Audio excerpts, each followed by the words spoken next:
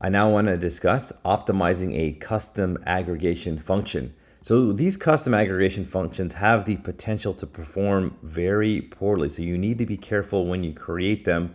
They will perform worse than just a built-in aggregation function, just because those built-in aggregation functions are generally doing less, like taking the mean, the max, the min. These are fairly simple calculations. But anyways, in this video, I'm going to time a bunch of custom aggregation functions, compare them to, say, just a simple built-in aggregation function so you can see the actual time difference. So in order to see this time difference, I'm going to create a larger data frame of 100,000 rows here using the sample method using replacement.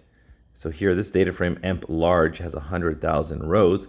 Now I'm going to measure the performance of a group by aggregation compared to a group by aggregation with the mean. So this % time is a magic function for Jupyter notebooks. This is not Python code. It will not work in normal Python. It can only work inside of the notebook or in the IPython shell. So here I'm going to just use this my custom aggregation function for finding the percentage of salaries greater than 100,000 per department. And you can see here that it took 19 milliseconds. And now I'm going to do the same thing, but just calculate the mean per department. And we can see it is faster. It's not terribly faster. So it's on the same order of magnitude. It's just a few milliseconds slower. But one of the reasons for this is because there's not many unique departments. And I'm going to group by title instead. So if you do n unique on here, there's only 9 departments. It's only 9 groups.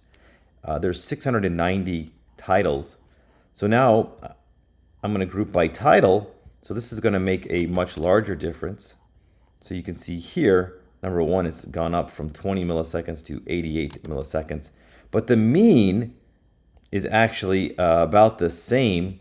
It somehow took a little bit less. Sometimes there's a little bit inconsistencies when you're only doing one timing. But really the main thing I want to show is that there is the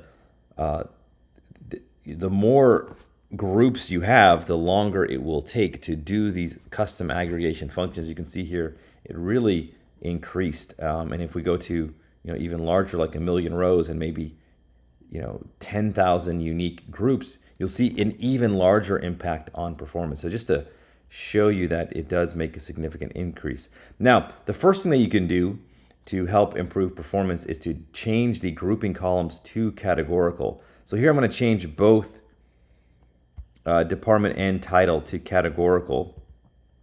I'm just having an intermediate variable here, and I'm going to reassign them. So I'm going to overwrite them in this emp large data frame. And now I'm going to just do the same exact timing. So I'm going to do department for the mean and department, the new one, categorical. So actually, I'm not overwriting, sorry. I created 2 new columns over here, department cat and title cat. So I'm keeping these other ones as object columns and these as categorical. Let's go ahead and do this. So using department cat, so you do get a little bit of a performance boost by using categoricals. For title, and you get the same kind of performance improvement as well. So actually it would be good to look at the ones with the custom aggregation function. Let's go ahead and do that here. So there we go, and then title cat. So just a little bit of a performance improvement, changing it to categorical, but it does give you some, and it might give you more if you have even more unique titles for grouping. All right, so that is our beginning of our discussion on optimizing a custom aggregation function. So we're going to see a few more things we can do to get even more performance improvement.